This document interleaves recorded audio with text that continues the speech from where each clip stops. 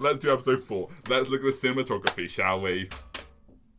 Oh, and one other thing, my desk broke, so I'm literally using a music stand as my desk at this point. I've got my main desk, but it can't be risen anymore, so if you're hearing like a rattling in the background, that is a music stand I'm using as a desk.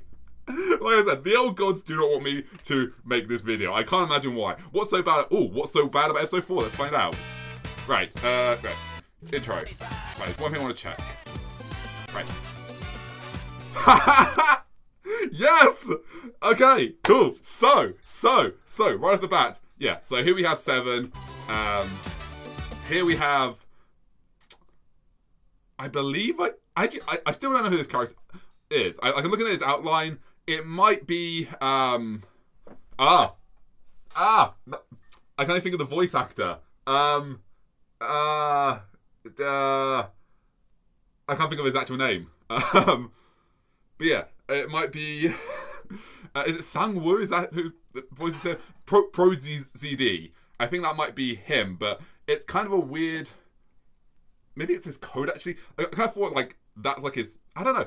Look at this, I can't quite figure out. I think I know who this is, but like looking at it, it's weird. I can't quite figure out like where the body. I think it might be a jacket actually. So yeah, I think I know who this character is. It looks very weird. And then yeah, here we have Gohin. No, not Gohin. I'm blanking. No, Gohin. Wait, no. Gohin is the right person. Yeah, and the panda bear is. Oh my god, I'm blanking. Oh. What's going wrong? My brain. Camera working fine. Microphone working fine. Brain not work good. But yeah, we have this character now. And then yeah, we have this guy as well. But he appears in season 1, obviously, whatever. But this character, she's going to appear pretty soon in the series, I'm pretty sure. Pacifism on its own is an honorable choice in life. But you'll come to learn it only becomes meaningful when it's advocated by the strong. Okay, that is a really good message. So, yeah, like, literally, I have a quote just like that, which is, when on the battlefield, those to fear most are not those who are young and brass, eager to wave their shiny swords, nor those who wave their swords with shaky hands. Those to fear most on the battlefield are those with grey hairs and wrinkles who refuse to draw their sharpened swords. And it's basically the idea that those who have seen enough violence understand that violence is not the answer, and pacifism is the best way, but if you actually can't use pacifism, then yeah, violence is the last option, but those who refuse to fight often aren't those who refuse to fight because, oh, I'm scared of going to fight. They refuse to fight. Going, I don't want to fight because I know I'll win and I just don't want to fight. That is as simple as it is. If you try and fight me, I will win. I don't want to fight though. That is what it is. I'm not saying I don't want to fight because I'm scared. I'm saying I don't want to fight because I legitimately don't want to fight and you will lose. But I love that ideology of, yeah, that's a really good way of putting it, which is pacifism is only true when it, well, pacifism against fighting is only a real is much more powerfully said when it's said by those who can fight. Only reason I stopped by is because I was worried about you. But it looks to me like you no longer need any help from Grandpa. Possible argument of the fact that he's seeing him as an equal, so the shot is the same size. They're both the same size. Possible? I don't know. And I would swear I saw a hint of a smile after you tasted that tagliolini. Yes. How could I not with the asparagus and that buttery cream sauce? But truly... Fake masks, I guess? I have this idea of Beastars and masks, but yeah, the fact that they have their reflection here and they're talking about just like this stuff that it's like, oh yes, the meal was lovely. I don't give a shit about any of this. Yes, indeed, whatever. Yes, don't. I'm pretending to care like I give a shit. I don't know. Food, yes. Small talk. We don't give a shit about each other. Well, at this point in the series, later on in the series, but yeah, at this point it's just like maybe it's just first date jitters, but yeah, it's the fact of like reflections, the idea of masks and being who they are. This accident didn't impact you sexually. It's interesting where when she's asking that, she's not quite in the middle of the screen, but she's kind of taking up a large percentage of the screen, whereas when it cuts to Louis, impact you sexually, did it? He's sat to the but that was the wrong button. Okay, let's try that again now that my controls didn't mess up. Yeah, when she's talking here, she's taking up some of the screen. Impact you sexually, did it? And then here, he's taking up only half the screen. Though I think it is probably just because moments later, Excuse me? Well, we have the split here. But I think it's interesting that he took up like a smaller part of the screen. I think maybe actually I'm probably looking too deep into this one, so never mind. It's very important that I know. I think the color scheme is interesting, where she is a herbivore, so she's wearing green, whereas Louis, he's wearing. Let's get a better shot of him. Naive. Where he is wearing grey with a red tie, red being symbolic of carnivores in this world. So it could just be representation of power, like he's trying to show power on the first day. But it's interesting that he chose grey as opposed to green or even red or black or one of his other suits. Maybe even green. He could. I said green, so but it could be because he doesn't know who he is at this point in the series. He has a yellow pocket tie, not even a green one. So I don't know. I mean, it works for him. Looks good on him, but it's interesting that he chose grey over any other colour. Okay, so it's an obvious thing, obviously, but I think it's just cool to actually see the fact, like, yeah, here's his stump. He doesn't have a lower leg. Obviously, he doesn't, because that's the whole point. Like, you can see his leg over here in the distance, but it's just cool to see. And yeah, that scene, nothing really to say on that, so let's just cut that bit out, shall we? There's probably something to be said, but nothing comes to mind. Hey, let's calm down.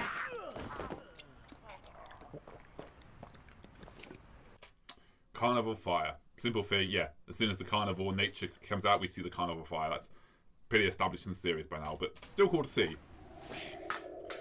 And then omnivore? What is that? Kangaroo. Are they kangaroos? I think so. Oh, hey! Hey! It's him! Kangaroos, are they omnivores? I don't know. But I feel like green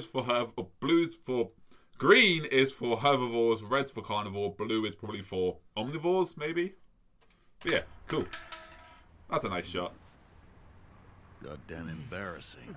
One can of Keeners and that buddy of yours kicked both your asses this bad? No, that's not it. All this is from that old geezer. Geezer. Yeah, some crazy old lizard guy. That freaky-ass venomous old fart. Venomous. That's a beautiful shot. I know. Symbolism-wise, the moon, Yafia, or Yaya, or however people say. I can't figure out how to say his name. I've searched it up, and people are saying different things. Yafia, Yaya, Yaffa. It's just, I was gonna say Yaya, right? That's what I say, right? I don't even know at this point. Yafia, symbolism. We got the blue, we got the red, contrasting colours, two opposites and two complementary colours. So yeah. That's about what I got to say about that bit. From the start, fancy medals like that, they're not really our thing, pal. When I was young, I truly believed that I could move forward without ever looking back, because I had you. A part. There's some fun symbolism. So he's talking about moving forward while having to look back, and we have literally got, he has moved forward while Gohan is at the back. Is it I cannot remember. Oh, it is Gohan, right? Gohan's. Or am I thinking the panda? Gotcha? No. Gotra. I cannot remember. Ah, I'm blanking on the name. I'm so ashamed of myself. Yeah, literally. Gosha, not Gotra. Gosha. Right. Yeah, because he says in the previous episode, Gotra, right? Yeah, Gohan's the panda. Gosha's his granddad. Right. God, I cannot believe I blanked on that so hard. Wow. No, we wanted to be Beastars as a team. Okay. Don't know if actually you've already talked about this, but what is the Beastar in the Beastars world?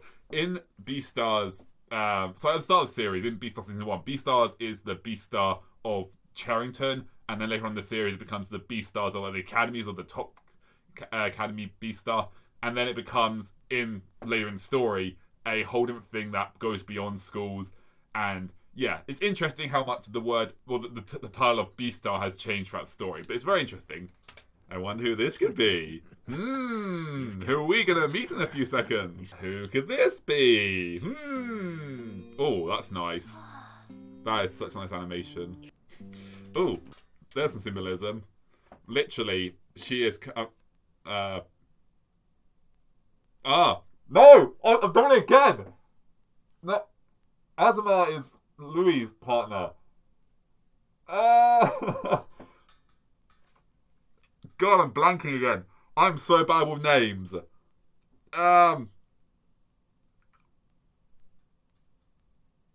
No, I completely blanked on her name. Yuki? It's something with Y, isn't it? No. It's something with I am tripping today. But yeah, literally the divide between... She is literally in between them and separating their world between Gosha and Yafia. Or Yaya. Or whatever, however the hell you say his name. And then, yeah, no, Yafia's not even in this. Or Yaya. Whatever! The horse. The beast star. And once again, literally separating them. Yafia, Yaya, whoever, he's walking ahead because he is taking the lead, while Gosha is stood in the back because he is protecting Yafia's or Yaya's 360, the extra blank 10 degrees, but in between them is now the divide of Yuki? What is her name? It's Y, yeah, it is Y. I'm not going crazy. I think I'm doing character. I don't know. There's been a rash of these sorts of incidents. What is in her recent name? days. She's quite short, so it makes sense in this shot. It could have been like a better one, but it's interesting that this shot's got both of them in, and then when it goes over to Yafia, Within 24 hours, she and is Gosha were dating. just him. They're avoiding saying her name so much. I'm like, what is her name? It is Yumi. No, it's not Yumi. What is her name? Is it Yuki? I feel like it's Yuki. It's not though. I know it's not, but that's the only thing I can think of right now. You're gonna leave. Toki! Jesus! Her name's Toki! Not Yoki. Not Yuki. Oh my god, I blanked on that so hard. Wow! Holy shit, I blanked on that. Wow! Okay, cool, yeah. Toki, not Yuki. Why was it? I think I was thinking of Y-O-K-I, but that'd be Yoki. But I guess it'd be Yuki. I don't know why I was going for the Y names, but yeah, Toki. Wow, I blanked on that hard. Wow. I should get my brain scanned. Hey, look, there it is. Where? Right there in that tiny little dot. Oh, that's my brain. Oh, cool, nice. Rada. Wow, I so blanked on that so hard. Also, I haven't really seen, we're about halfway through the episode, yeah. There hasn't been much symbolism in this episode, really. Not much to talk about. There's a lot to talk about in depth, but nothing really to talk about just, like, superficially, so, yeah. But Jesus, wow, yeah. Traitor.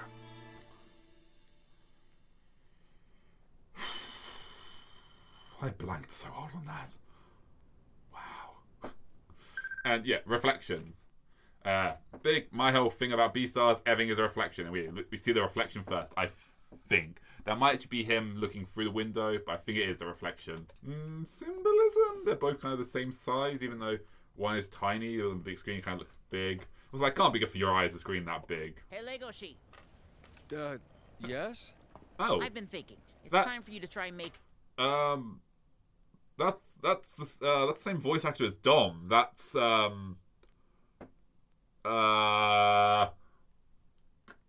Brian Humphrey?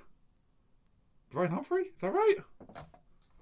No, Brian Beacock. No, I'm thinking of Brian... no, not... who voices Shadow the Hedgehog? Is it David Humphrey? That doesn't my eye. Weird. What's happened there? Yeah, David Humphrey does Shadow. I always get those... I don't know why I blend those two. I do it so often. But yeah, Brian Beacock. Yeah, he voices Dom, but this is also Dom's voice actor. And come on, B-Stars. I mean, I guess it's the voicing studio. Maybe they're voiced by the same person in Japanese, but come on. Like, at least do a different voice at all. Even if it's the same voice actor, give it a little bit of a flair or something different, just to be like, hey, that's not Dom because that's Dom's voice. But yeah, that's interesting. So this is obviously going to get so much discussion in the near future. Or, I guess in the far future, actually. But yeah, like, ocean living in the Beastars world is such a fascinating concept that I cannot wait to talk about. And, yeah.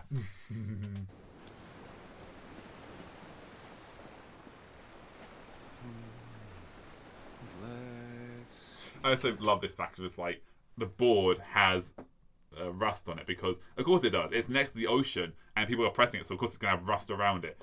And it's just, that's such a cool thing. But the actual, like, bell is fine. I mean, you can kind of see the rust, I guess, but that one is shiny as hell. But I guess it's polished frequently because it's actual bell. I don't know. It's cool that it's got rust on it. It feels weird that some of it doesn't have rust on. But still, so cool.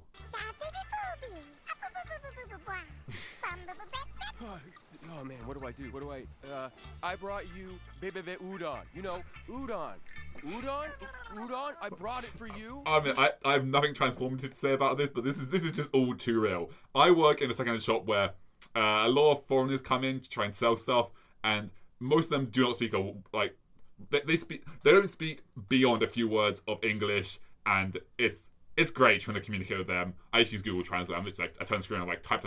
This is what the thing is. Do you understand? Cool. Okay, yeah. But trying to communicate with them, it is so this. It's just that's not really offensive. Yeah, they sound like blah blah blah blah blah. Nah, not like that. But it's just like this is just too relatable. You placed an order with us, dear customer.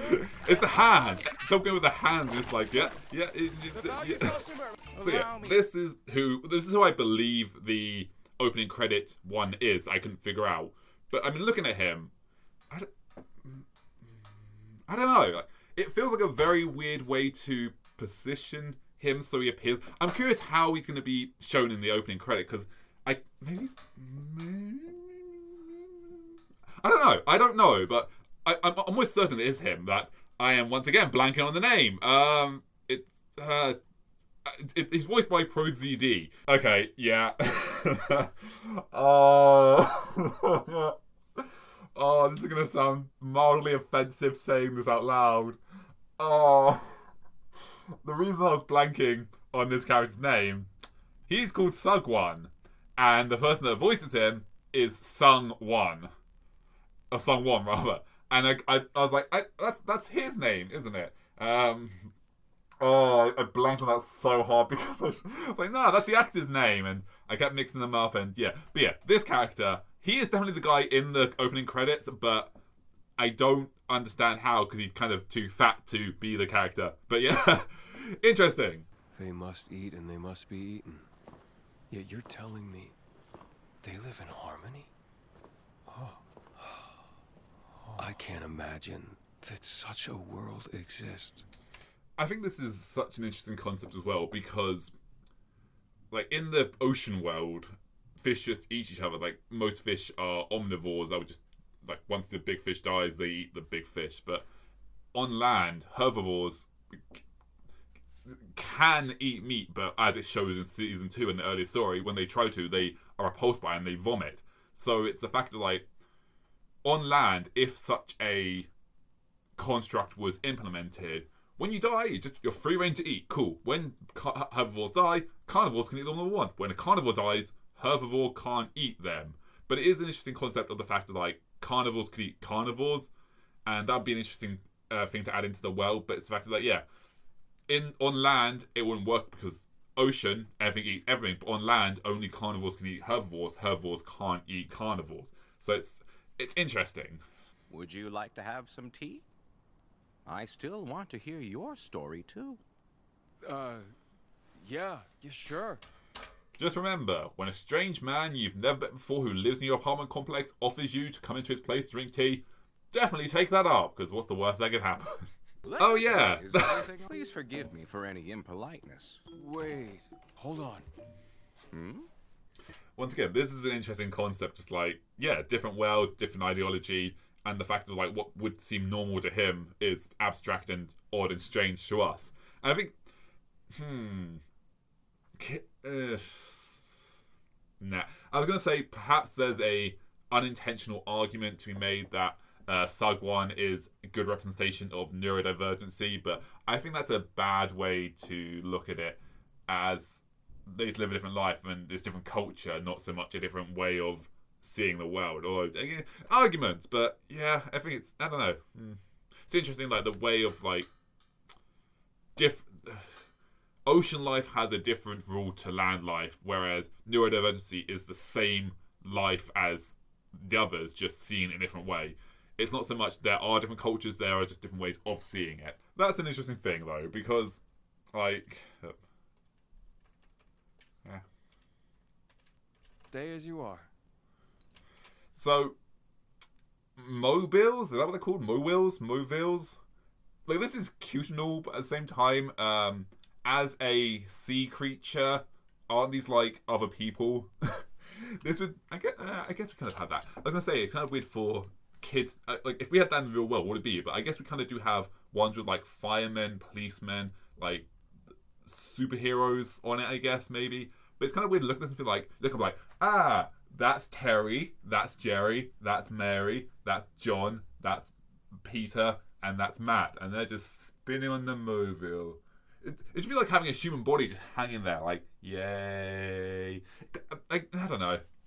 I guess there are like superhero mobiles when you're younger. It's like, that's a farmer, that's a baker, that's a doctor, that's a policeman, that's a fireman. So I guess it kind of makes sense. Also, I don't know. It's weird to kind of think about it like just random. Maybe not. I don't know. Weird though. Well, not weird, but interesting thing. Like, I can see both sides. In the ocean, everybody learns how to live with their sins. That's a cool divide. Like, yeah, so there's literally a divide between them two. They're talking about the ocean, one side, the ocean dweller, one side, the land. And there's literally, there's earth in the water. There's land in the ocean. And interesting. When I look at this, it feels like I'm floating in the sea. The balance is kept because they are all connected. Looking back up as like home. I guess it kind of would be like having pictures of your friends like hung up on. I guess that's a nice way of looking at it. Like you have like a photo frame, but like on little pegs to like spin. I guess that's a nice way of looking at it. But it's also kind of weird from our. I can see both sides. Did that make any sense there? Oh, that's interesting. Yeah. Not really much symbolism in the episode, but fun things to talk about. I think that was a fun little discussion. And yeah, money is weird. Until next time, thanks for watching. Hope this will record. Let's just give it one last check before we end. OBS, recording. Screen, recording. Microphone, recording. Camera, recording. Backup microphone, recording. Okay, every single thing should in fact be recording. And if anything's gone wrong, it's the old gods. Blame them. I am the chosen emissary of Earth to be picked on by the gods. Thanks for watching. See you next time.